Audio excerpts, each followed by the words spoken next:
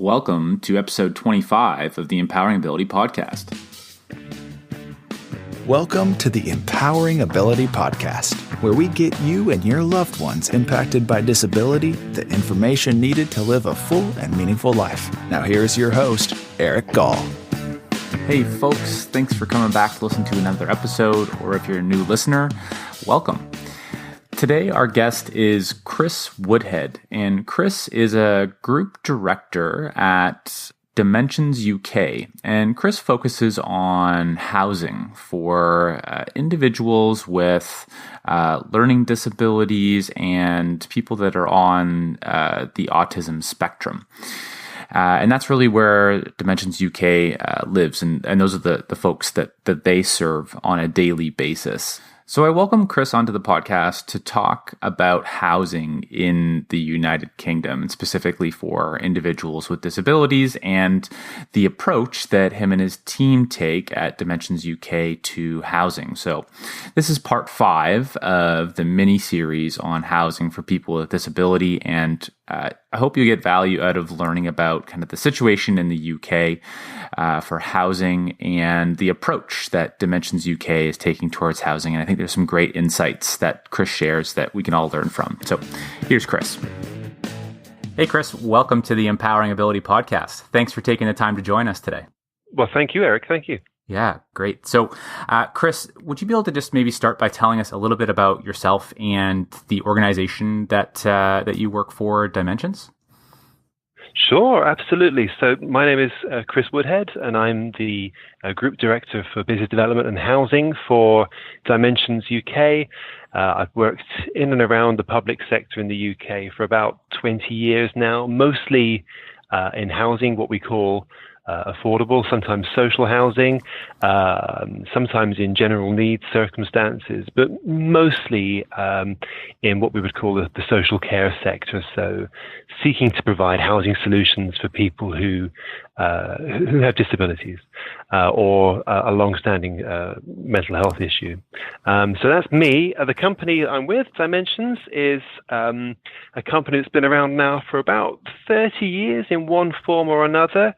And it is dedicated to delivering great quality support for people with learning disabilities and autism across England and Wales. So we support about 5,000 people in total, the majority of whom I would say have complex needs or face significant challenges in life. Our company was formed at a time when hospitals and institutions were being closed in the UK. So we grew from a time when people who had complex support needs were being supported to move from institutions, from assessment and treatment units, from long-term residential hospitals to lead ordinary lives in the community. So really being supported to have more choice and control over how they lead their lives. And it's the same objective we've had for 30 years now. So creating and delivering truly personalized services for people who really need them. Right. We've recently been working on a new model for supporting people, which we call Activate. And Activate is a model of support which considers 8 different themes or domains in someone's life and seeks to put in place the right kind of support, but also achievable objectives for the person at the center of that support in each of those domains. And they range from someone's physical health and well-being through the activities and skills that they undertake, their communication and social interaction with people and the environment around them. Critically, and I guess what we'll talk a bit about today, the physical environment, the home that they live in, and then relationships with families, relationships with the support staff that work with them, services, and last of all, our wider organization. So I guess central to the values of Dimensions is about making sure that we're able to support people to excel and grow in each of those core domains of support, if you like. Yeah, that makes sense for sure. And for people that are interested in learning maybe a little bit more about that model, is there somewhere that they can go, maybe on your website to access that? There is. If you look on our website, then there's a series of short films that talk about the pilot research that we did to formulate what we now call Activate. Obviously, it didn't start off being called Activate. There's a couple of case studies on there that describe how the model is implemented and the way that it was developed. I think the things that we're proudest of with the pilot research it wasn't just about the quality of support it delivers for people, because I don't think it's a secret that active support, yields dividends. It's a great way to support people to achieve outcomes. But there were two other core consequences that we thought were really inspiring. The first of which was we saw, for the people that we were supporting using this model, we saw a significant reduction in challenging behavior, which we thought was really conducive, because it supports people to live in the community. And that's, any community misunderstanding of challenging behavior can create real challenges for us as an organization. So, to be able to develop a model which helps to reduce challenging behavior is critically important. Mm-hmm. But lastly, I think for us, it was the increase in satisfaction for staff. I don't know what it's like in Canada, but finding great people to deliver great support is a challenge, frankly, and their satisfaction and the way that they work and in keeping their motivation high is critically important. And in implementing this new model, we found that staff and colleagues expressed a higher level of fulfillment in the work that they were doing, and that's great for us, because if we can keep great staff, then we can create continuity for people we're supporting, and ultimately we get better outcomes at the end of it. So there is information to look at on the website, and it will talk a bit more about how the model was implemented, how the research unfolded, and some of the outcomes that we're proudest of. Awesome. Okay, so I'm going to link to that section of your website. So if listeners are interested in checking that out, they can go to the show notes or the podcast blog and easily access that. So so Chris, let's switch gears to focus on housing. And you've been involved with housing in the UK for a while now. Maybe we could start off. Would you be able to maybe give us just a bit of the lay of the land of the current state of housing in the UK, and specifically with individuals that have a disability, or maybe I know you focus on learning disability and autism. So maybe you just be able to give us a bit of an overview. Yeah, absolutely. So forgive me if I say things that your listeners will widely know and understand. But I suppose, so to give you a sense of the UK perspective, obviously the huge difference between the UK and Canada, where you are, is just size and scale. So the UK is a small and old country, and so land is at an absolute premium in the UK, and so it makes the development and provision of housing exceptionally challenging. And I think it might sound like a really obvious point to make, but that's the backdrop to almost every issue that we will discuss about housing in the UK, full stop. So think of everything you know about the history of the UK and the way it comes from feudal systems, and its sheer compactness in terms of its size and scale, and that's the real backdrop to I suppose the way housing works in the UK. It's a housing culture which is still very much founded upon home ownership, so which marks the UK apart from even European neighbours in terms of societal aspirations for property. There still seems to be a strong culture towards home ownership in the UK, whereas if you go into Europe, rental is a more accepted norm and is the aspiration for many people. Whereas in the UK, home ownership continues to be the principal aspiration for most, but it's extremely difficult to achieve because land at such a premium and property prices are so high. So I can give you a very straightforward backdrop of land at a premium, housing at a premium. And so for people with disabilities, I think particularly if they face particular challenges or barriers to getting into employment, I guess the immediate challenge is that what appears still to be the aspirational norm for people in the UK, which is to go and try and earn property, becomes extremely difficult, because not only do you need stable employment in the UK in order to have a realistic chance of finding accommodation, you need to be well paid, increasingly so in the UK. So I think about my own kids. I don't know how they're going to afford to purchase property in the future. It's very, very difficult. So it's becoming quite an exclusive market, the UK, which increasingly favours the very wealthy indeed. So if anybody who faces any kind of challenge or barrier to gaining sustainable, well-paid employment, access to the housing market is very, very difficult. The rental market, similarly, is extremely prosperous in the UK, and prices continue to increase. So whereas once upon a time one might have said, well, if you're not able to access the home ownership market, there is always rental.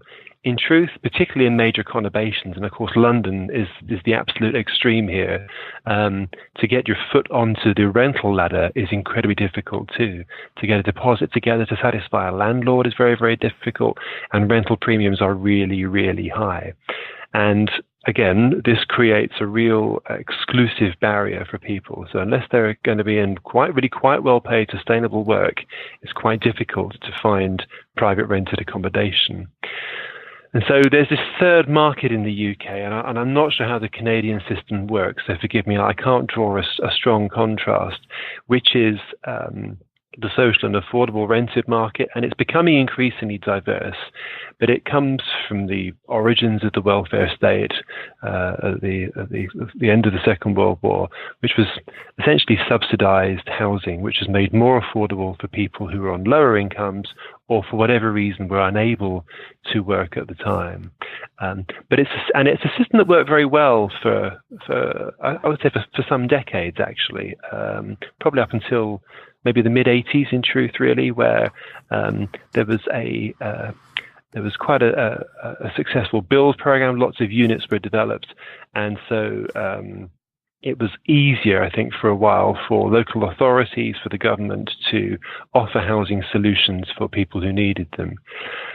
But over the last couple of decades, the rate at which these homes have been developed has slowed significantly. So access to what we call social or affordable housing has become more and more difficult. I saw from one of your earlier podcasts, respondents talking about the length of time they've needed to wait for accommodation through those means. And the same would be said here. People can wait an awful long time for social or affordable housing, based on their circumstances, of course, and the areas they want to live in, just because there aren't enough units to meet all of the need that's out there. So there is this third market, but it's very compressed. Demand far outstrips supply. And it means that at any given time in the UK, you can go to almost any part of the country and you will find real competition for and long waiting lists for social and affordable accommodation. So extremely expensive to buy, increasingly expensive to rent privately in the market, and real pressure upon that kind of third sector of housing, the state subsidized, the affordable housing sector. And of course, for people who have disabilities, be they learning disabilities or physical disabilities, but any kind of disability that makes it more difficult to work in sustainable, high-paid jobs, of course, the access to those markets is redoubled. So, yeah, I hope I'm painting a picture here for you of a housing market that's under real pressure in the UK. Yeah, for sure. And we've seen, so I live just outside of Toronto, in Ontario, Canada, and we've seen a similar, very similar picture arise here over the last probably 2 years, where housing prices have increased 30%. Wow. So, we definitely have a lot more space compared to the UK, but just within the Greater Toronto area, we've seen a similar effect within the last few years. So it definitely resonates. I think the thing that makes it a real challenge in the rental markets here in the UK is the differential between rents and what the state is prepared to pay by way of what we call housing benefit. I don't know what the equivalent's called in Canada, which is the amount of rent subsidy the government is prepared to give to individuals to live in a home. So if I'm unable to work for a period and I find myself needing to rent accommodation, I can apply for what is known as housing benefit. It's being replaced gradually with a system called universal credit here, but for many people in the UK, it's still a housing benefit. I can apply for housing benefit, but it will be paid up to a cap. And of course, if I can't find accommodation that sits within the capped amount that's available from the government, then I've either got to try and subsidize that myself from earnings I don't have because I'm not currently at work, or I've got to go and try and find somewhere that does fall within that housing benefit cap. And that's becoming an increasing challenge for people. And what it means is that in particular, urban areas where private landlords can get a higher premium for the property they own, they're not going to want to accept a lower capped rate of housing benefit. So people are basically priced out of the rental market because the government will not subsidize the rents they would need to pay to live in those conurbations. Does that make sense? Yeah, so people are pushed out of those attractive housing markets into more than likely smaller surrounding communities. That is happening. It is happening, and that's just stepping away from disability just for a second. I mean, that's just difficult. Full stop. It makes it difficult for people to stay in the area that they know and love, that they're familiar with, that they would call their home, really. I say particularly in major conurbations. I don't want to overemphasize this. I mean, this is not it's not yet a universal issue across the country, but there are pockets where it's going to be nigh on impossible for people to access accommodation unless they really do have significant wealth. So that's the picture right now, and that creates a very definite challenge. For people that we support who face barriers to employment, or who, as we support them to increase their skills, in the future that they may well find themselves working for higher wages, and the skills that they'll develop will increase, and so they'll be able to increase their salaries over time. But initially, at that start, when they first take on work, it could be at a fairly minimum wage, and that's not going to permit people to pay private rents in many areas. But of course, the amount of benefit they can claim from the state to support their rent will diminish. So it means there's kind of a cycle, I suppose, almost like a syndrome people can fall into, where they're acquiring skills to take on work and to achieve a greater level of independence, but the financial remuneration of that isn't sufficient to move on within the housing market. So people can find themselves almost trapped in a way, really, in a particular stage of their life. And that creates a real challenge. I hope I'm explaining this properly. Yeah, exactly. So you're helping, the way I understand it, you're helping people increase their skills, which makes them more attractive in the employment market, which allows them to, hopefully get a higher salary. Once they get that higher salary, it reduces their housing benefit. And the net amount that they have is, hasn't really changed that much in terms of what they can afford in housing, right? So it's... Absolutely. And this is talking about the social sector generally. So I speak here about other organizations I've worked in too. So just,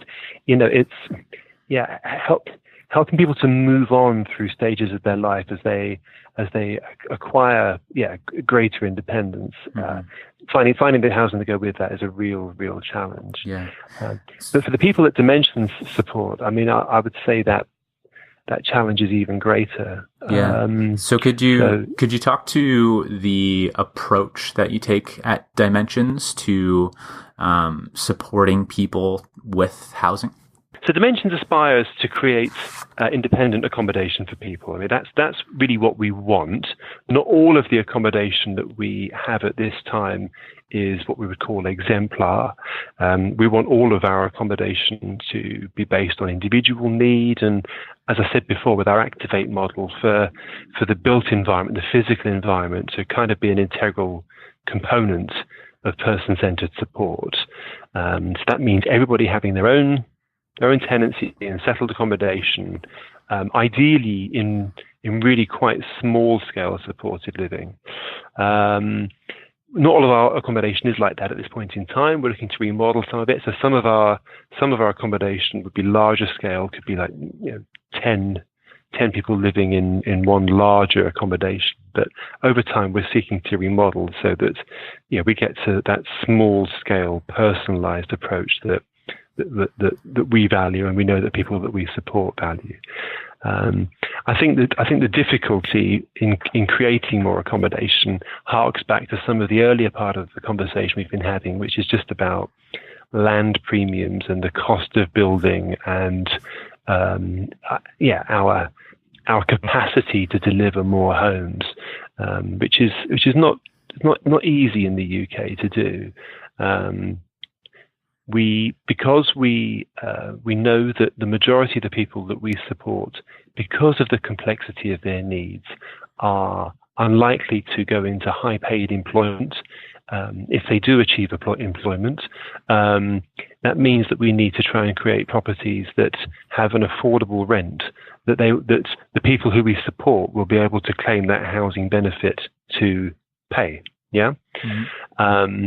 And that means that we need to find the right areas to build and be able to build at the right price, so that we can afford to let those properties out at that lower affordable rent. And I think that's one of the biggest challenges we have.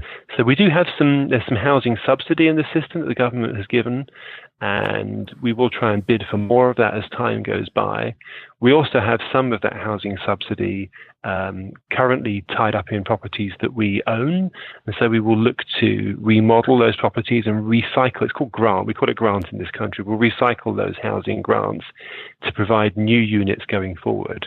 But the challenge to us is always how we can make that money go as far as possible, so we can create the kind of quality of housing that we aspire to for the people that we support at the right price, so that they can afford to live there and live as independently as possible.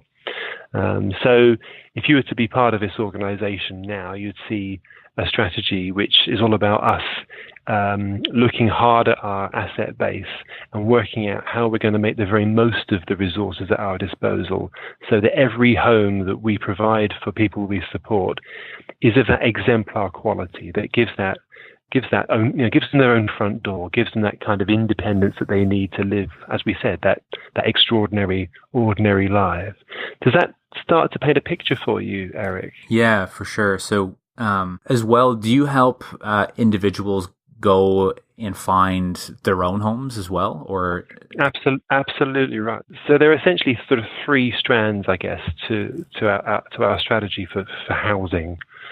The first I've just described to you, which is a bit about how we just need to optimize the resource we've got to deliver new accommodation for people that's of the right kind. So it's learning the lessons of years gone by, I think, and using the research that we undertake to make sure we build the right stuff at the right price for people. And I've talked for some time about some of the challenges we face in doing that. I think the second is making sure that we get a grip of the asset base that we have, and that we use our intelligence and our research to remodel that where possible. So that could mean that we take existing accommodation and knock it down and rebuild it in a better way that's more modern and that uses our learning and our understanding and is more beneficial to the people we support. Or it could just mean making tweaks and changes to it, or just refurbishing it essentially, really. But again, using what we know from years of learning now to improve the accommodation that we have. And then thirdly, there's a piece around signposting people that we support or will be supporting into the right accommodation for them. And this can come from a number of sources. It can come through local authorities and what we call registered providers over here, which are they could be charities, they could be housing associations, but they are generally public sector organizations whose primary mission is to provide affordable housing for people. And we do have links with many organizations like that, and we will signpost people into their accommodation or into the private rented sector through what we call brokerage, which is essentially working closely with people to signpost them into accommodation that suits them. And actually, Eric, that is a profession of it in its own right over here now. Really, I mean, it's a real skill. I mean, we have some great housing brokers that work for us here at Dimensions, and they are very skilled at accessing and understanding local housing markets and supporting people with really quite complex needs into the right accommodation alongside a support package that will suit them.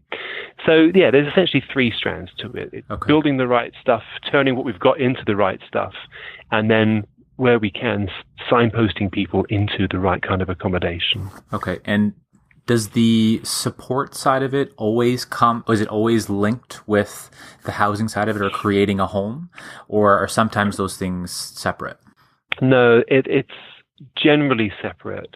So I think most support organizations, and certainly Dimensions, hold a core value that whilst the place in which you live is an important component of quality of life, whether we're talking about the World Health Organization determinants of health or the strands of our Activate model I was describing to you earlier, the physical built environment you live in is critical to your health and well-being, isn't it? Mm-hmm. So what we'll always say that's critical, and we're able to deliver a good and comfortable living environment. People should be able to choose who supports them, and where they live shouldn't define who delivers that support.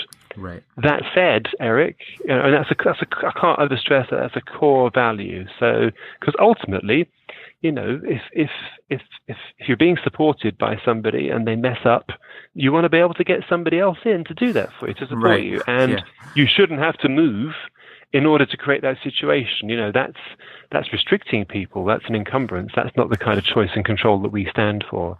Right. But that doesn't mean that we haven't got a lot of situations where we are the landlord for somebody, or we own the property in which they live, and also they're supported by us. But there's always a delineation, a distinction between their tenancy agreement and the contract that underpins the support they receive. Okay. And that's fundamental. We operate around choice and control. So, we'd always like to think that if we get someone's built environment right, if we get their home right, and we get their support right, they would continue to choose us. But what we don't want is for anyone to ever be beholden to us or anybody else as a support provider because of who their landlord is. Right. And I agree with your methodology on that. So if I'm an individual living in the UK, I guess how would, let's assume that, I have a learning disability, developmental disability, autism, on the autism spectrum. How could I best work with Dimensions to find, a home? Let's assume maybe I'm still living with my parents or something like that. Sure. Okay. So I think we're still in a stage here where, because of the complexity, because of the kind of organization we are, very few people self-refer to us. Okay. That's not to say they can't. We always happily, willingly work with individuals and their families to create packages of support, try and access accommodation. I mean, but it's less usual for us. I think because of the kind of organization we are, because of our heritage, but also just because of the way the system works in the UK, the majority of people that we will support and find accommodation for will come to us through a referral from another professional. And so that's likely to be the genesis of the beginnings of a relationship between us, Dimensions, and somebody that we will support. And that referral could come from the NHS, the National Health Service, it could come from social services, but it would generally follow a period of assessment where professionals believe that somebody's needs are understood and that moving into the community to lead that more independent life is right for them at that point, and that we are following evaluation, we are the right organization to do that. So self-referral, Eric, it happens, but it's not the most common way that people come into our services and start a relationship with Dimensions. So with that individual and family that is referred into Dimensions, how would you work with them to find the right housing for that person? Through a lot of contact and conversation, really. So, I mean, this sort of referral to residence process, that's what I call it. That's my pet term for it. Referral to residence starts off with conversations, really, between social workers and clinical professionals who understand the person who is to be supported, with that person themselves, friends and family, just to really understand what it is that person wants to achieve, the kind of accommodation they need, the facilities that might need to be nearby, any adaptations or particular characteristics that the property might need or definitely shouldn't have. And so for us and the people that we work with, those adaptations will often be around sensory experience or just items of safety that help, that support someone to just live safely in their new home, basically. Or it could be being near to family and friends, or to particular facilities. If someone's a keen swimmer, for example, or has particular social or artistic activities that they like to get involved in. So it's really it's initially just about detection and inquiry and finding out as much about that person so we can tailor the response to them to the very best of our ability. We will then get into a period of working out what's important to that person to achieve, so therefore what their support package will look like, the kind of outcomes they would want to achieve across those 8 domains that I described to you earlier. And whilst that's happening, it's then that we would go to look to try and find accommodation for them to live in. Normally using localized advisors who do what we call the brokerage piece, really. So it's a very personalized, conversation-based relationship, which involves sort of a trinity of us as a support provider, professionals who know the person well, and then that person that will be supporting and their family and friends to make sure that they are that their new life, given that so many people we support currently live in hospital or in what we would call an assessment and treatment unit, have the very best chance of success in their new accommodation. Mm-hmm. And it sounds like the individual and their family are very involved in that process. It's absolutely critical. Absolutely critical.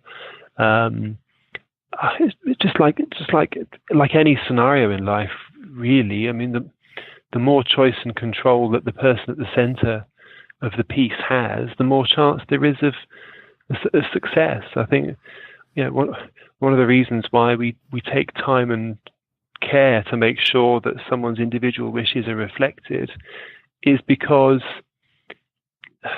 the best chance of of that successful transition is if we get it right the first time. I'm sad to say I've been around in the social care sector for long enough to see where support has failed, and it will be twice as hard the second time around because people's confidence, particularly for family and friends or other concerned individuals, plummets, and the fear and the confidence for the person who's being supported, the individual at the center of it all, gets damaged too. So, the importance of taking time to understand and communicate well and try and bespoke the environment is critical if the support's going to be successful going forward. Mm-hmm. And I think that's a super important message that you just shared, Chris, with our listeners, is to really take the time and to put the thought into getting it right the first time. Oh, absolutely. I mean, if you were speaking to my colleagues, they tell you that it can often take in excess of a year, to try and mobilize support for somebody, which might sound like a long time, but if it gets it right, it's worth it.